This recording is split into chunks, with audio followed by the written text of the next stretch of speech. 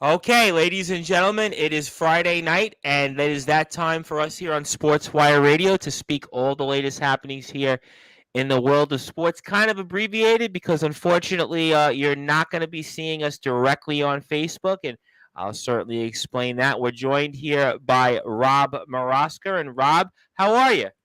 Hey, Tom. How's everything going? Sorry to hear about the Facebook Yeah, problem. Facebook, unfortunately, certainly has some interesting ways to, I guess, control free speech. We'll certainly get into that maybe later on. Well, hopefully somebody out there will be joined us here through on Facebook. But Mets are on the field here. We'll get into that. But I know you have a contest here to talk about. So for those that eventually will listen to this somewhere out there, talk about the contest and what are you offering now this time?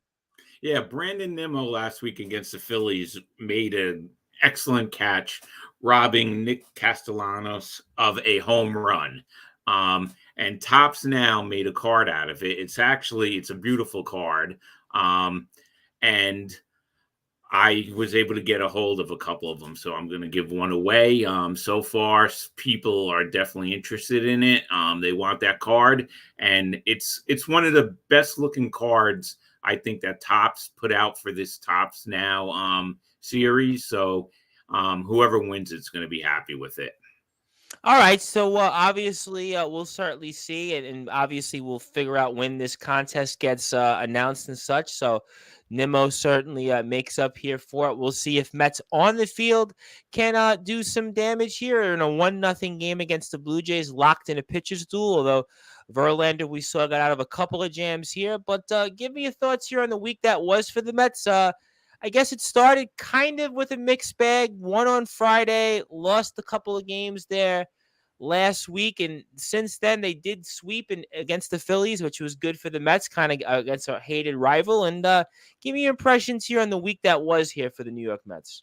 Yeah, last weekend it was once again you were saying who are the real Mets? What's going on? Yeah, They won can't figure them Friday. out. I mean, they win 5 in a row, they lose 2 series in a row, they sweep the Phillies, and today here they're against a kind of a middling Blue Jays team also, and pretty much in the same kind of matchup.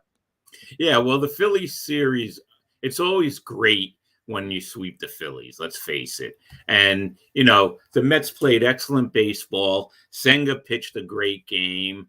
Scherzer is showing signs of being Max Scherzer again. He pitched a great game. It was just a great series.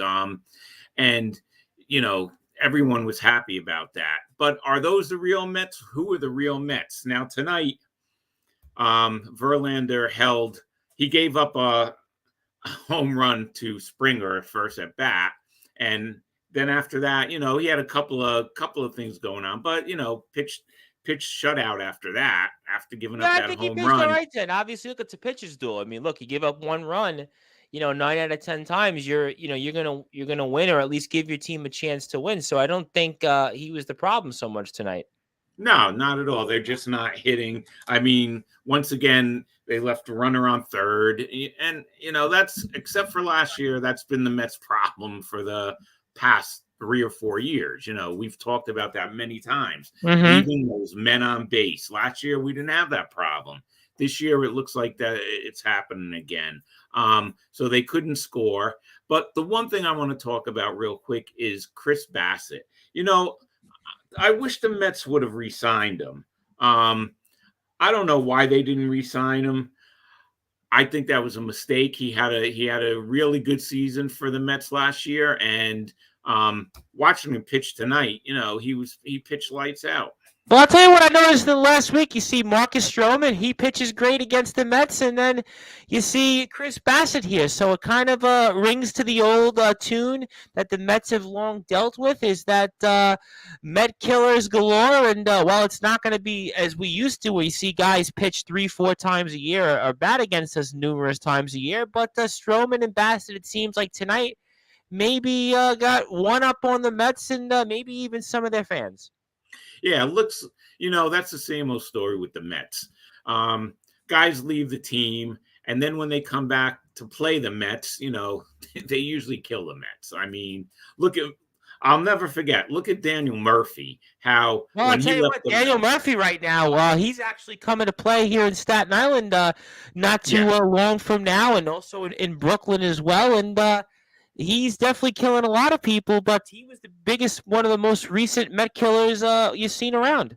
yeah. That first year that he played with the Nationals, he really killed the Mets. I mean, and that happens a lot. I mean, I I've never seen where so many guys leave a team and when they come back they destroy the team. That's what happens to the Mets. But to Bassett, I wish the Mets would have re-signed him.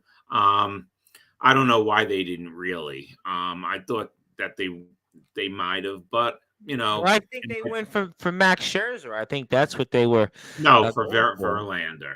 Right. Um, They're going for and Max Scherzer and Verlander to be and together. Was Senga. about what I was about to say was that Verlander and Scherzer were to be together. And Yeah. Anthony Finkel here is tuned in. He says, "What's up to everybody?" And we say, "What's up to him out there?" And yeah, Anthony, you normally see us on Facebook, but unfortunately, I have what's called a temporary block on my Facebook account through my laptop. I'm not actually able to log into Facebook, and there's no. I tried to reset my cookies. I deleted almost countless worths of information. I basically try to restart, system reboot, and I can't log on, unfortunately. So no real means to go live here on Facebook at the moment. Maybe things could change differently. We'll have to find out. But that's kind of yeah, locked up. Exactly. Yeah, that's kind of the mindset I am in, a locked up here. But Mets here, I guess, need a win. They are in kind of where they were last week in a sense. And I mean, Phillies 8 games back of the Braves. I guess you could say the Mets have been helped a little bit here by the fact that the Braves have struggled these last couple of weeks. Yeah, I can't believe that the Braves lost 2 games to the Oakland A's, the worst team in baseball, Well, maybe the worst team ever in baseball. I mean, a friend of ours, the Anthony Finkel, we were at a basketball game for those that eventually be out there for the WNBA, the New York Liberty, and his very good friend is a huge Atlanta Braves fan. In fact, Anthony Finkel's friend is such an Atlanta Braves fan that he was actually looking for a score update as we were getting ready to eat after the basketball game here. I hate to say it, Anthony, but I forgot his name. I think it was a Jack. I think his name was. I think Jack was his name. But yeah, he was such a huge Braves fan. But yeah, the Braves seem to have struggled here a bit. Had some tough series losses, in the Oakland A's, they lose 2 out of 3. So maybe that helps the Mets a little bit. Mets still over 500. Looking at the standings here in the National League going into action, it looks like here Starling Marte stole a base. Mets are in second place. Also, for when it comes to the 2 wild cards, Mets are in that second wild card. Central Division is separated by 4.5 games, and that's Anthony Finkel is, I'm correct, your buddy Jack. Well, I mean, I actually just met him on Saturday, so I don't necessarily know if he's my buddy or not, but I'll take any buddies that I can get. So, I mean, what do the Mets need to do then, you think, to try to turn the corner here a little bit? I mean, offense has been inconsistent. Obviously, Alonso's been off to an amazing start, but he's cooled off a bit. But there's still some struggles here, namely when it comes to catcher and others, and we're starting to see some younger guys maybe come up at bat here. So give me your impressions. Yeah, well, it looks like Can is starting to hit Four again. RBIs the other day. Yep. Yeah, he had a hit tonight, so hopefully he starts coming through. That's what's gotta happen. The bats have to wake up. It can't all be on Alonso. He needs Lindor's got it. Lindor's getting a home run here. But Right. Lindor's batting average is just too low Well, for that Lindor is guy. having the same year he had last year. He's going to probably be on pace for like 100 runs batted in, maybe 25 or 26 home runs, whatever you want to call it. But he's going to hit, like 230, 240, unfortunately. Yeah, he's got to bring that average up with that contract. He's got to, let us see you hit 280 at least. Be more consistent. It seems like it's a home run or nothing. Or then he'll get a double or whatever. Right. He's got to be more consistent. That's what they need to do. They need more consistency. it looks like Alvarez is going to be a pretty good catcher. He's going to be a pretty good hitter. He looks like he's coming through, and I'm glad that he's playing now. I'm glad the Mets, even though Sanchez didn't cost them much, that experiment is over. Let's have Sanchez play all the time. I mean, not Sanchez, Alvarez play all the time. I like seeing the young kids. Well, we're going to certainly see here, and unfortunately, Mark Vientos strands a runner. Yeah. Mets had a runner on second here as we go to the eighth inning. Now with 1-0 Toronto still over the Mets. We'll see if the Mets get on the board. And Lindor is hitting .220 this season. 10 home runs, though, 40 RBIs. Again, kind of a similar year than last year. Also, some other Met players of note. Starling Marte got off to a horrific start, but has kind of picked it up here of late, up to 243 now. It does have 16 stolen bases, kind of a very, very handful of players here only have those numbers. We've seen here Canna heat up a little bit, still only 18 runs batted in. Francisco Alvarez, though, has been, I guess, one of these bright spots here with 8 home runs so far. And give me your impressions here. Is maybe he's the guy that can give us some of that additional offense that you might be looking for. Well, that's, they always said that his bat he has a great bat. So hopefully, last year when he came up, he really, it was the pressure, the time of the year, the Brave series and the playoffs against San Diego, he did not look good at all.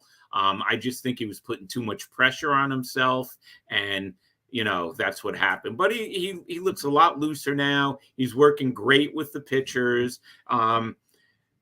Scherzer said that he caught a really good game the other day, so they're happy with him. So I think once he gets some more time in, more at bats, I think he's just going to be an excellent player. Well, we'll certainly, again, find out. And also, let's go over the Yankees here for a few minutes. And Yankees look like they're getting a number of guys back here as they're going to be in a, again, interesting series here. You don't see too often Yankees-Dodgers. And give me your impressions here on the Bronx Bombers, who look like they have turned the corner here over the past few weeks. Yeah, I think so. They're 34-24 right now, in third place. So it looks like they have players coming back. The Yankees, we never worried about the Yankees. In that division, no matter what, the Yankees are definitely going to get into the postseason. And, if everybody stays healthy, Judge came back, hitting pretty good. They just have to stay healthy. That's what the Yankees' problem was the beginning of the season. They're getting a lot of guys back. I mean, Stanton's coming back here. Donaldson's coming back. There are going to be some additions here to Rizzo as well. So the Yankees are definitely going to have that options that they've been kind of lacking here so far. Yes, and once those guys come back, and if they stay healthy, the Yankees are going to be up there. So that division is, Tampa Bay started out very, very strong, but they're not playing like they were the first part of the season. So anything could happen in that division. Yeah, listen, Tampa's 40-18, Yankees 6 games back. Baltimore is 4 games back. They're at 35-21. Toronto in the same spot as the Mets, 30-27, though. They're 9.5 games off the pace in the American League East. And Boston's still above 500 here, 29-27. And pretty much everybody's in it in the American League, with the exceptions really of the Royals, the A's, and the White Sox. So it's pretty much everybody is in there for different positions. But for the Yankees, I think a pitcher here that I'm wondering if we'll ever see is Carlos Rodon. And certainly a Yankee spent a lot of money on him. He was supposed to be a guy to complement Garrett Cole. And I'm starting to wonder if we'll see this guy at all during this season. Yeah, when is he coming back? Yep. If he comes back, he still has to have his spring training, and I don't know when they're going to see him. I don't know how effective he's going to be. It's just another waiting game with the Yankees. He was their big, besides re-signing Judge, he was their big signing of the offseason, and so far that's been a bust. Boss, he hasn't even Yeah, showed up, and we'll have to find out. But I will say one thing that has kept the Yankees on pace here is the Mets now going to the bottom of the eighth inning is Aaron Judge, the aforementioned Aaron Judge, who, despite all that time he's missed, he's not too far off last year's pace. As crazy as that sounds, he's up to 18 home runs, and he's hit some moonshots here of late. And certainly, again, as I said it a couple of weeks ago on the Sportswire shows, as Judge goes, the Yankee goes. And the last couple of weeks, the Yankees have gotten back on the pace, and I think it's due to Aaron Judge carrying this team. I agree with you. He got healthy. He's hitting the ball hard again. Like you said, he's hitting some moonshots, and as like you just said, as Judge goes, the Yankees go, and he's just proving that. Even though, I mean, that was a lot of money, that contract, and who knows what the back end's gonna be. The Yankees needed to re-sign him, and besides the injury, so far so good. All right, well, we'll certainly have to figure it out. Obviously, Judge here is on a epic pace once again.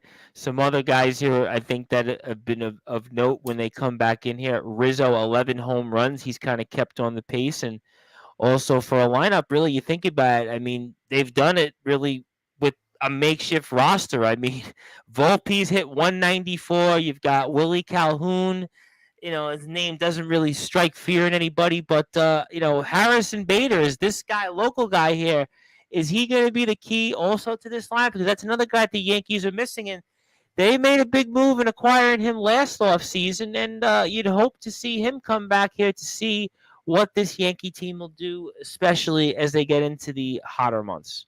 Yeah, definitely. You want to see Bader come back.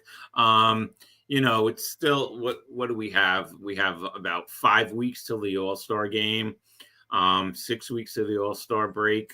So we want to see some of these guys come back, and the Yankees will be on pace. They'll be all right. All right, we'll have to find out here, and we'll come back to the Mets and the Yankees of note, but some other scores here as we were on Sportswire Radio. And if you like what you hear from us, you can give us a like on Facebook at Sportswire Radio. And also want to give a shout out here to somebody from Wrestling Championship Entertainment. That is the Drip King. He is also the AIW champion, Mr. Adonis Felios, Adonis P, as he is named on YouTube. He's usually with us on Facebook. And yes, Adonis, certainly for now on YouTube, although I might actually just go and do Facebook Lives Friday nights, because I just realized on my phone I could theoretically do Facebook Lives. Although it won't be the same because I won't be able to really respond to as many comments, but I think that might be future shows going forward on Friday nights. Maybe just do Facebook Live on my phone, see if I can get the lighting done correctly. Maybe that's the plan, so we'll see. Maybe that's the future for Sportswire for the Friday night regular shows. But yeah, WCE coverage. Stay tuned for an announcement coming up here Sunday night, because Sunday night will be on Sportswire Radio at about 9:30 p.m. Eastern Time with the Nemesis James Taylor. And the Nemesis James Taylor's got a lot to talk about. He's got a lot to get off his chest when it comes to our friends over at Tennessee Backyard Wrestling. He's also got a lot to talk about when it comes to his own federation, the PWF, where you see a whole number of things coming up here. You're also going to hear him talk about his stuff he does with his own streaming. He's got over 31,000 subscribers out there on YouTube. He is a big deal in the wrestling world. He's a big deal in the streaming world. It is an interview that we've been looking forward to having for a long time with the Nemesis James Taylor. Also seen him when it comes to the likes for our friends over at IMF and WCE. He's had a lot to say about both companies, especially our friends over at IMF. And also, we've got a big announcement coming up here for Mr. Taylor himself, and he might very well reveal that coming up on Sunday night show. So you're going to have to stay tuned for that announcement. You can follow him on Instagram at Taff_Taylor. You can also check him out on YouTube as well at Taff Taylor. And he's always doing different things here. He is all things Resident Evil. He is all things Stone Cold Steve Austin, all things Triple H. And I am looking forward to the Nemesis James Taylor at 9:30 p.m. Eastern Time on Sportswire Radio. And then right afterwards, at some point, we're going to have on the ROEW champion, That is Jason Storm, and the champion has been a busy man here these last couple of weeks, especially for our friends over at ROEW, especially with that last show they had last week at Weekend Warfare. And we've seen the war of words between the likes of CJ Black, the good guy, and Jack Delta, and C Money, and the champion, Mr. Storm's going to have a lot to say about this one here. Very, very excited to hear what he has to say. I want everybody to follow Jason Storm at jason.storm.byw. You could also follow our friends over at ROEW Backyard Wrestling. Give them follows on YouTube, Instagram, and also we have here some news from the Drip King, Adonis Felios. And speaking of AIW, Mr. Felios, we'll be speaking with somebody next week that you will know very well, who also is a part of AIW. And actually, you're going to get two for the price of one on that. So you might want to stay tuned for an announcement during Sunday night show on Sportzwire Radio for that. But he also lets us know that Vindication 2 will be up on the WCE page, and that'll be right in time for next show, because I understand we've got another big show ahead for our friends over at WC. I want everybody to follow Wrestling Championship Entertainment at Wrestling Championship Entertainment's pages on Facebook and YouTube at WC Heat. Also, WCHeat.com for more information on merchandise, on shows, anything that's coming up news related to Wrestling Championship Entertainment. And, of course, they promote Sportswire Radio and all the things that we do. So we really appreciate their support and their friendship. But some baseball scores here of note. Diamondbacks 3, Braves 1, top of the 6th. So the Braves continue their struggles. Cubs 1, Padres nothing. Padres are the team that has been struggling mightily. Dodgers 6, Yankees 1, though it's early in the top of the 3rd. Got the Pirates 7, Cardinals 5. Cardinals have certainly caught up a little bit, although the NL Central has been a horrific division this year. Nationals 8, Phillies 7. Phillies continue their struggles. Rangers, another surprise we spoke about last week on the show, 2-0 over the Mariners. Mariners, another team kind of hard to figure out. Rockies 7, Royals 2. Royals, certainly, if it wasn't for the A's, they would be the worst team in baseball. White Sox get a win, maybe keeps them on the peripheral of that very, very, very bad American League Central, just about the same as the National League Central. Twins 1, Guardians nothing. That's certainly a preview could be of the who wins that division. Astros 6, Angels 2. Another team hard to figure out in the Angels. Orioles 2, Giants 1. Giants have kind of been a mild surprise here. And looking at some of the other standings here, as we're speaking all things related here to the world of Major League Baseball. Giants 500, 28-28. Dodgers and Diamondbacks tied. Diamondbacks have been a big surprise here. Padres, again, surprised the other way. Yep. Texas, got to give them a lot of credit. No DeGrom, hasn't had him for much of the season, but they're 35 and 22.5 games ahead of the Astros. 6.5 back is Seattle and the Angels. And in the American League Central now with Minnesota's win, they're 3.5 back ahead of Detroit. 5.5 for the Guardians. So looks like here Twins kind of have a scant lead, although again, division that really, really isn't that good here. But coming back here to this Mets team, as the Mets scheduled coming up after this series against the Blue Jays, and I will get to another Met note that tomorrow we'll see here, kind of was talking about during the game here a little while ago, is we're going to see the Mets coming up with series ahead against the Braves, those Braves we mentioned, and the Pirates. And then by the time the following week rolls around, they'll have some series against teams like the New York Yankees. But I mean, obviously 3 in Atlanta, 3 in Pittsburgh, 2 more with the Blue Jays tomorrow and Sunday. I mean, it's not going to get any easier for this team. No, and once again, they have to win against the Braves. That's the problem with the Mets and the Braves. The Mets have got to get confident, as brute force would say, got to get confident, and they have to win some games against Atlanta.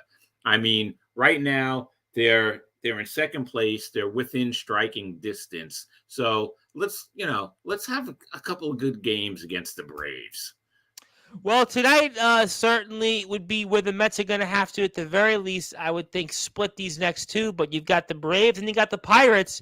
Pirates got off to an amazing start, but they've cooled considerably. Though the Mets last year went into Pittsburgh and they wound up losing a show. And we'll before I do that, I do have another comment here, so let me get that here from Adonis Flows. Next show, Ring of Destruction. Yes, I know that Ring of Destruction's next weekend, and we are going to have coverage for that. But as I said, Sunday night, I'll have an announcement that. But yeah, listen, the Mets season kind of, I guess, went the other way when it came to the Pirates, and we kind of saw some of the struggles 2 years ago. What I kind of reminds me most about this team. But I mean, you got the series that's not getting any easier for this team. I mean, you've No, kind of been inconsistent, and you've got to at least, I think, split these next two with the Blue Jays. If you don't win tonight, you've got Atlanta. Who knows? As the Mets now go into the ninth inning, and it looks like here, call third strike. It looks like I'm looking at here from Brandon Nimmo. Kind of, I think everybody's kind of here in disbelief. I'm not quite sure what the reasons why were for that, but I mean, when do you start kind of looking at the standings a lot more closely? Now, they say Memorial Day is when you start thinking about these things. We're just past Memorial Day now, but looking at where this Mets team has been, they really haven't played that consistently. Last week you looked okay. They won 5 in a row.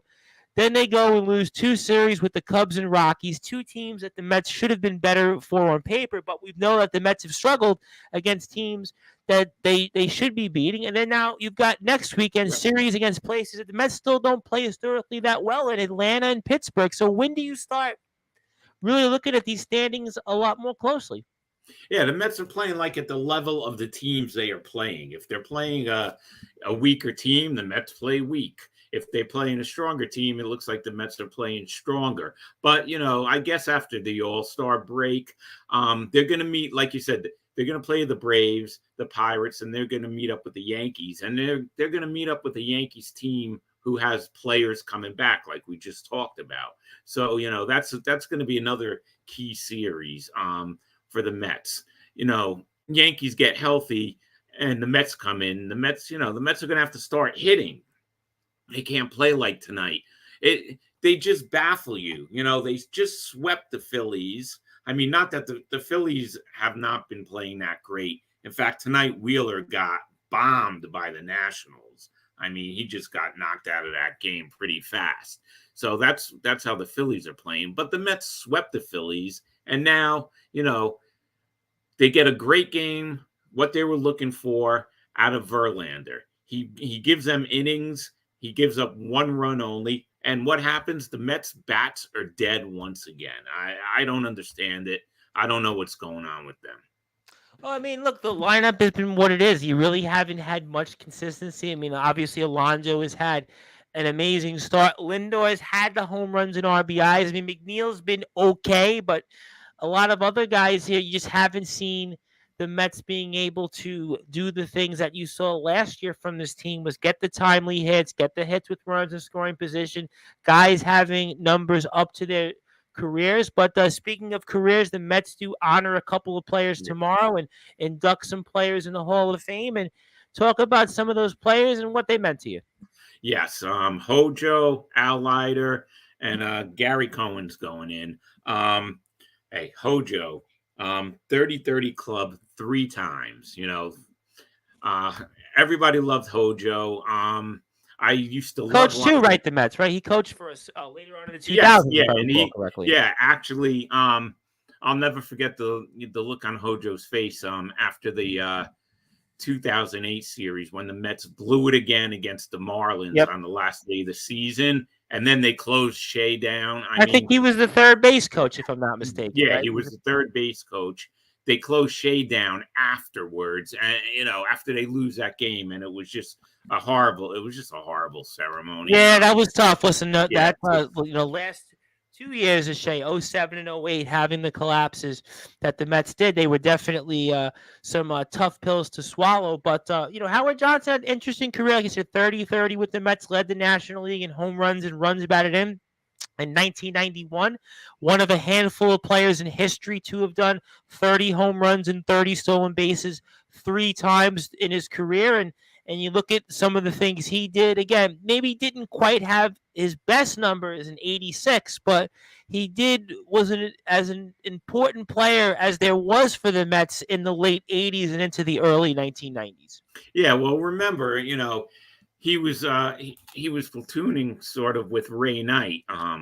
on the 86 team. So the combination of Knight and Hojo, hey, it was excellent. Look what the Mets did that year. It was just a great year. But Hojo was a great hitter for the Mets, and he definitely deserves to be in the Mets Hall of Fame.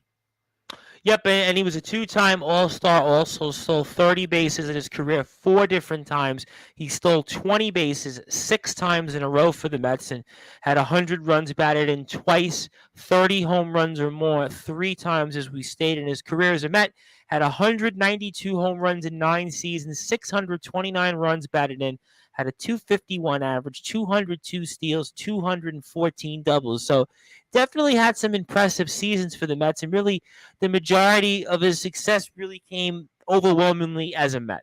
Yes, definitely. And Al Leiter's going in. Al Leiter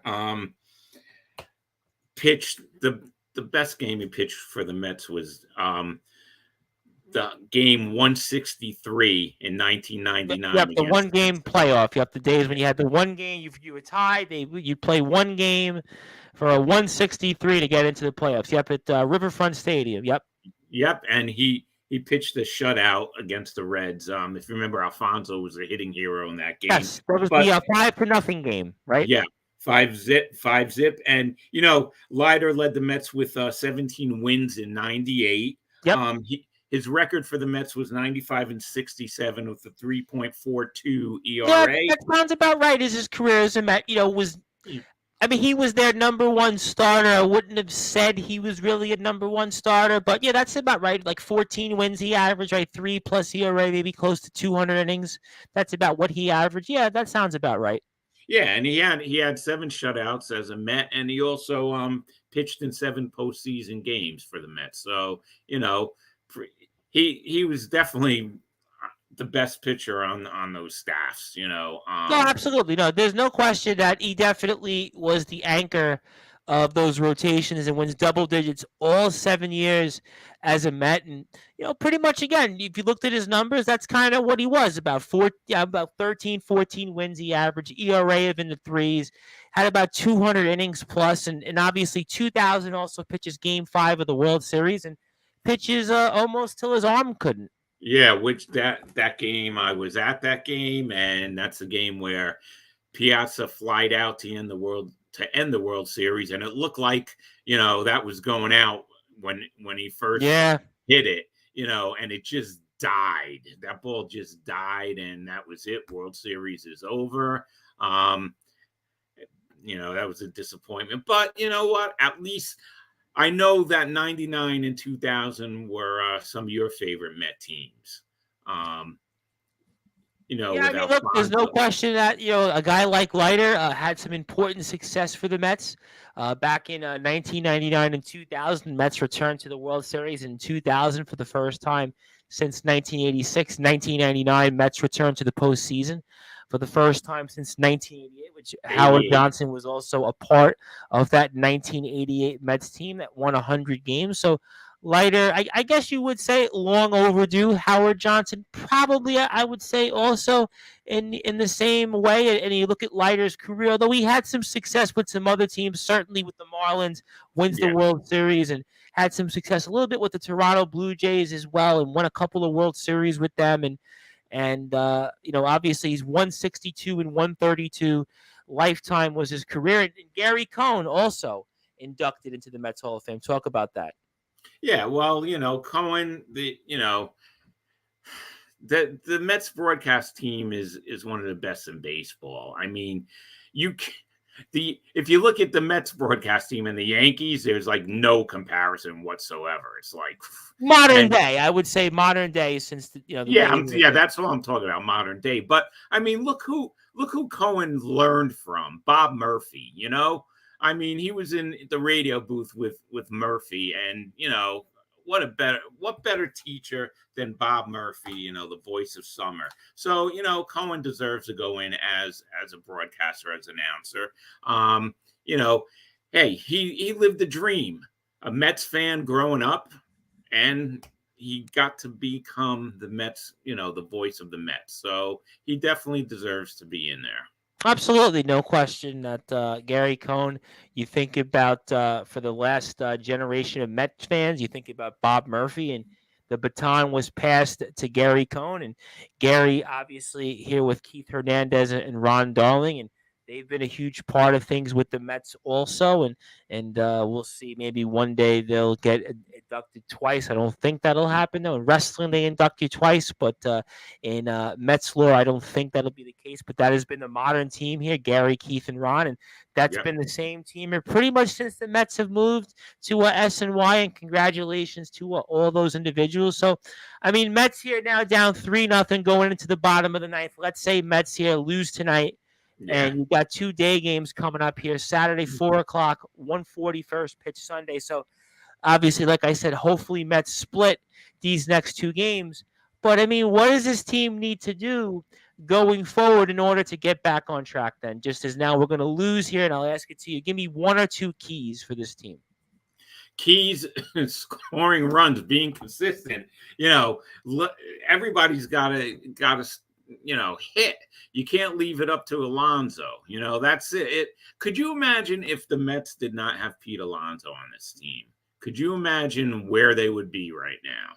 Well, I mean, look, there's a lot of things you could say about this Met team. I mean, look, he's had 20 home runs, no question. He's been an important cog to the lineup, but some people look at it like the team has had some injuries. The team's also Yeah. missing Edwin Diaz. I think that's also a huge part of things to an extent. But no, look, there's no question that Alonso's been a big factor to this team. But it's also, I think that there are guys that have been here that have been healthy and they haven't produced. Yeah. Well, Canna, he was starting to hit. Let's see what happens with him, like you said. Diaz, yes, that was a big blow, of course. But the bullpen really hasn't been the big problem. It was the starting pitching, but it looks like that's going good again. It's just the Pitching's been good. consistency. Scherzer's been back on track. I mean, Yeah, Senga's been up and down. You certainly want more, a little bit more from the back end of the rotation, but your front end guys, I think, have been okay. But I'm looking at Francisco Lindor right now, and 217. I mean, he does have the 10 home runs and 40 RBI, so he's gonna knock in a lot of runs. But yeah, like you said, 217. That on base percentage is very low. yeah. Well, what is that? That's Dave Kingman, home runs and a low batting average. He needs to get that average up. I mean, all the money he's being paid, the guy has got to get that average up. Let me see 270, 280, and I'll be happy. Well, I don't think he's getting to 270 this year because if you're a little more than a third of the way, Yeah, I you know. got to hit in order to get to 270, probably about 325, 330.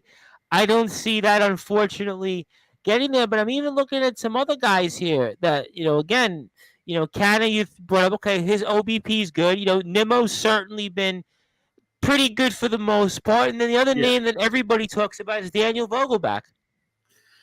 You know what? I think the Vogelbach experiment should be over.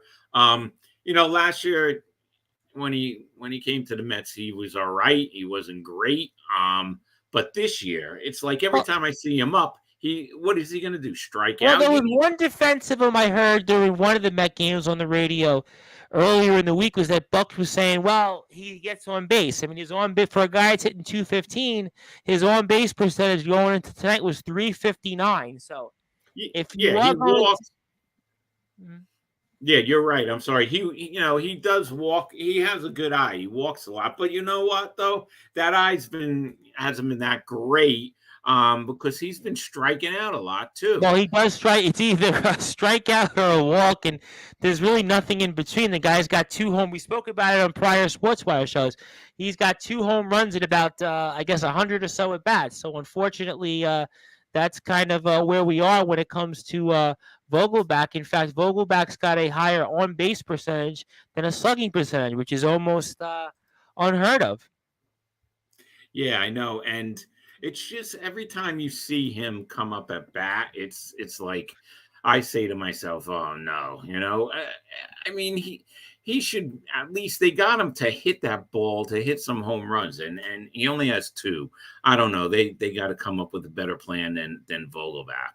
Well, if you look at this Mets team, they've got 65 home runs, and 20 of them come from Pete Alonso. You've got 8 of them that come from Francisco Alvarez in a short amount of time, and you've got Lindor, who's got the 10 home runs. So you think about it, you've got 3 players that just about amount to about 57, 58% of your home runs. So it's a team that, like you said, really hasn't hit much of anything. I mean, you talk about 3 players that have provided you your offense. I mean, that's certainly not going to cut it long term. Nimmo's been okay for you. Nimmo's had some good moments defensively and offensively. Marte's got the 16 stolen bases. Maybe he's starting to turn the corner. Is it looks like here the Mets do keep things alive? Pete Alonso, the aforementioned Pete Alonso, finds a way to work a single. Maybe that helps him get back on track as the Mets stay alive here. Alonso, 20 home runs, 46 RBIs.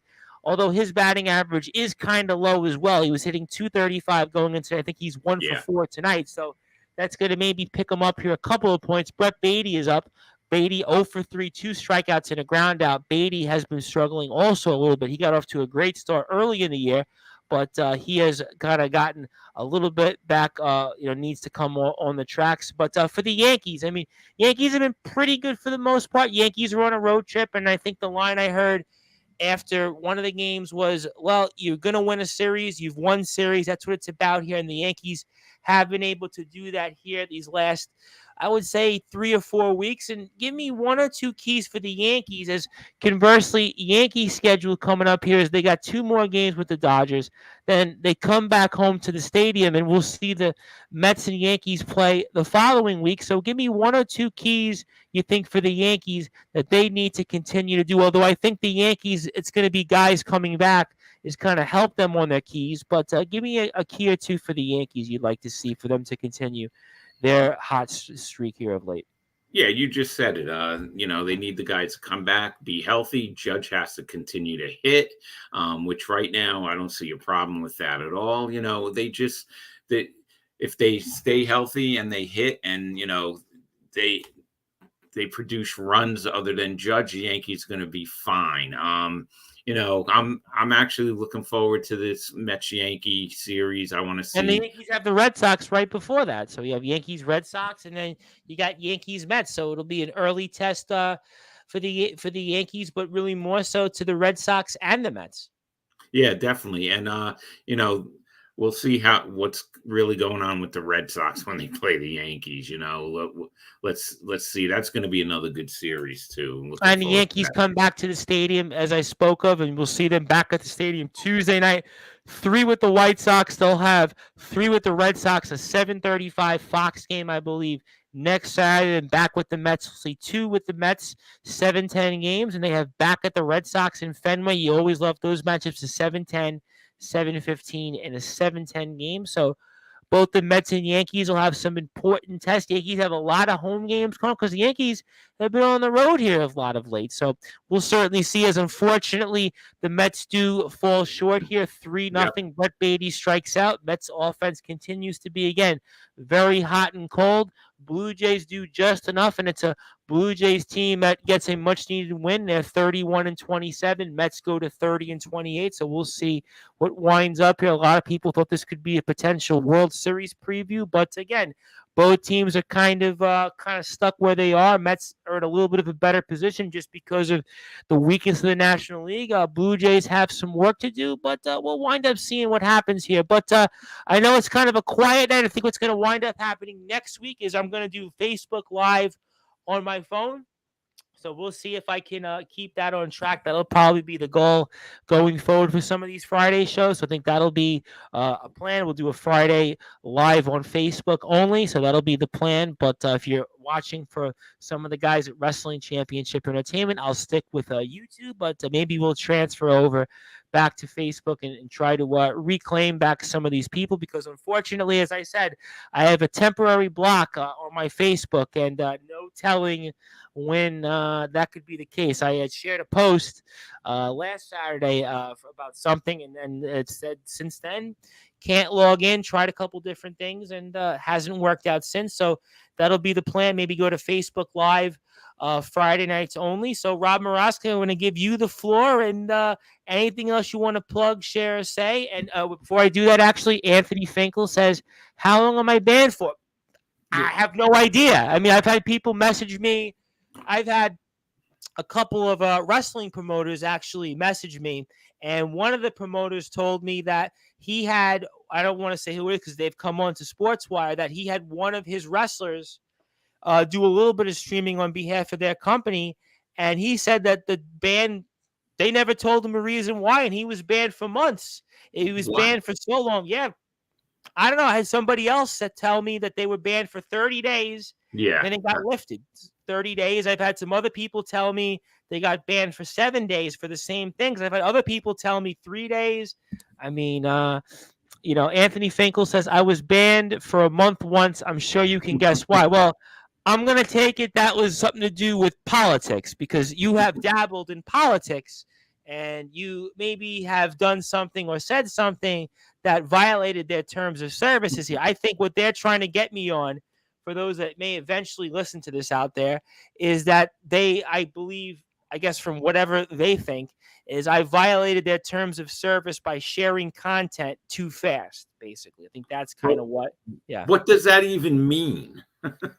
It means that basically if you're promoting something, you're promoting it to the point that it's like unwanted in some places, and that you're almost like, in a way, not that it's grandstanding, the term is, but it's almost like you're promoting yourself. And like, think of it like on Twitter, if you tag somebody and the person doesn't want to be tagged, Facebook, unfortunately, according to the rules, they change their policies, which goes back to what Anthony Finkel here says, quote unquote, since the 2016 election. But what they wound up doing is they've made their platform stupid. They've made it where, to the point that if you do anything, you don't even have any appeal, nothing. And they tell you when you have this temporary block that if you have any questions, let us know, but you can't log in. So how can you can't help anything. So you can't appeal anything. You can't check anything. So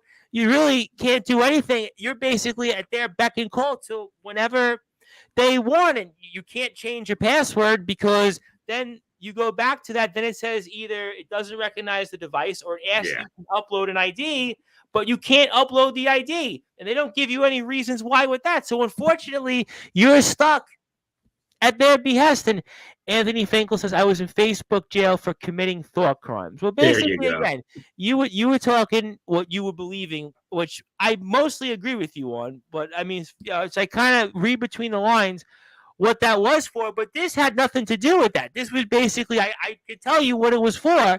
I shared a post, a wrestling promoter tagged me to promote his page. And I shared the guy's post in 5 different groups. And then that's when I noticed all of a sudden my Facebook profile was locked out on my laptop, and I tried to reset with my password. It gave me a code, and then it locked me out, tried it again, and then it basically said I have a temporary block, and that's been that. Then yesterday, I tried something else with somebody, and we wound up, like I said, clearing my cookies, changing my settings, doing all that, which actually it stopped saying the temporary block, but it wouldn't let me change my password. So it wound up saying it doesn't recognize my device.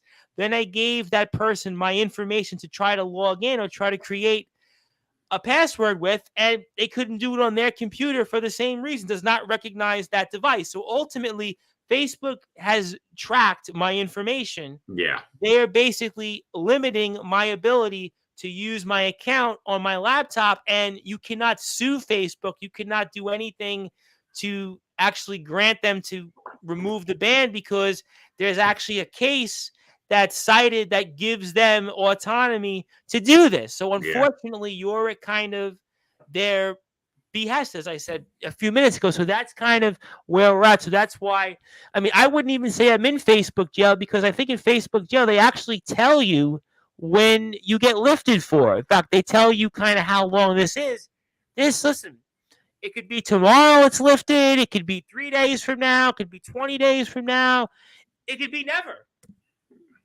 I mean, I don't know the answer. So I'm going to say tentatively, we'll be back on Facebook next Friday with some of the Sportswire guys, and I'll just have to do it on my phone and do the best I can to keep up with everything. Unfortunately, that's kind of where we're at this point. So that's pretty Yeah. much that's going to wind up being. So that's the answer your question, Anthony Finkel, about Facebook jail. But for the wrestling guys, I'll be back on YouTube, like I said, Sunday night with the Nemesis James Taylor and then Jason Storm. I have a few other shows, but we'll do those on YouTube because I kind of need to have those on YouTube and kind of need to be able to share the content that way. But I will give you the floor. If you have anything else further you want to say, plug, promote, and obviously next week we'll talk about the contest winner again and see what happens with these local teams and anything else on your mind. The floor is yours.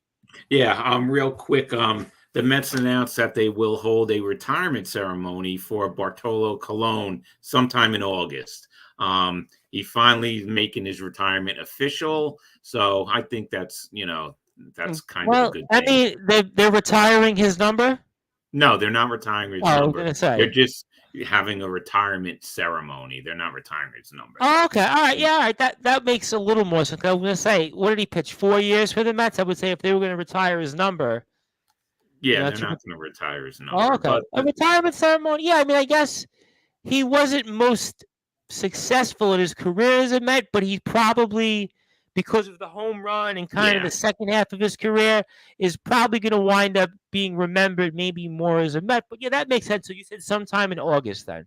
Yeah, definitely. But other than that, I have the contest for the Nimmo card. I'm going to announce it more on Twitter, and then, we'll talk about it more next week. But, thanks for having me on tonight. I know, the rest of the team isn't on, and, it's abbreviated. Well, you know what? I mean, in some senses, it's actually a good thing because I got to be honest, Justin Gianelli, I mean, and I hope I'm not saying anything too negative. He goes on. He goes too long for my taste sometimes. I mean, I know he's not going to listen to this, but he goes on sometimes. Sometimes you got to move on. We love the guy. Obviously love what he brings to the table, but he some guys but no, we have a good group. All kidding aside, we do have a good group. The Brute Force actually not make it today because he actually has to get up early. He has a basketball tournament he has to be ready for at 4:30 in the morning, so he's not here. Chris Bizzea said he was going to be here. I don't know what his deal is, but I don't really think it matters. Randy would have came on, but I didn't really think about doing a Facebook Live. I probably would have. I guess if I would have did anything differently, maybe I would have did a Facebook Live. But again, on my phone, it's kind of choppy, but we'll try that next week with some guys. Okay. We'll wind up doing the Facebook Live because I think at this point it's too quiet for my taste. So we'll wind up doing that. I'm sure some people will come back and we'll get that done. But Bartolo Colon, that'll be good to see. 247 and 188 lifetime as a Met. I mean, for his career, 4.12 ERA as a Met. I'm sorry, 44 and 34 with a 3.9 ERA, but obviously had some very, very important moments as a part of those 2015 and 2016 teams. He was an all-star in 2015, also was able to kind of restart his career in the second half of his career with the Oakland A's and with the Mets. And again, certainly not a Hall of Famer, but had some important moments. Former 20-game winner and pitched also for a number of different teams. He pitched for the now Guardians, before then the Indians, the Expos, actually a part of the famous trade there, which led them. Grady Sizemore was a part of that, and a number of different players that actually wound up helping the Indians rebuild, the White Sox, the Angels. So had a very, very good career. It'll be remembered certainly fondly by Met fans, especially for those 2015 and 16 teams. Yeah. And we'll definitely talk about that, and we'll see what happens as some of the gang gets reunited on next week's show, and we'll see everybody on Facebook, and we'll plug you on Twitter at R. and give you a friend request at Rob Maraska, and we'll talk with you next week. All right. Thanks, Tom. All right, ladies and gentlemen, that was here kind of an abbreviated Sportswire Radio show, a quiet one here on YouTube. But if you are listening to us out there, also on sportnarium.com/player, I want to thank you for tuning in. Actually, we'll be back on sportnarium.com/player with our live DJ 80. 80 will be spinning your favorite tunes. He was doing that all throughout the day today, so I want to thank 80. 80 is back with us Fridays and Saturdays, so you can check that out probably around 7 p.m. or 8 p.m. British Standard Time. In the UK, 2 to 3 p.m. Eastern Time. He'll play it for maybe 3 or 4 hours. He'll be live like he was tonight. And I'll be back again also on Sportswire's different platforms Sunday night. We're also on Twitter out there. So we're still on Twitter at Thomas Price 2017. Also Instagram, The Sports Report 2021. Also, again, Facebook still keeping giving us follows on at Sportswire Radio. And also you can continue to check us out on YouTube at Sportswire Radio. But thank you. My name is Tom Bryce here again with Rob Maraska. Have a good night, everybody, here on the number one global radio station, the Sportswire Radio. And shout out again to Anthony Finkel, Adonis Felios. And if he's out there, John Gonzalez of the Sports Authorities Group. I know he might have been checked in here. He might have been watching this. And I know he had asked for the link. So I want to make sure I give him a big shout out. You can also follow his group at the Sports Authorities on Facebook. Definitely give them a like, and we're all members of that. So thank you, everybody, here for tuning in. I'll be back Sunday night with the Nemesis James Taylor and Jason Storm, the ROBW Backyard Wrestling World Champion. Good night, good morning, good afternoon, wherever you are on the number one global radio station.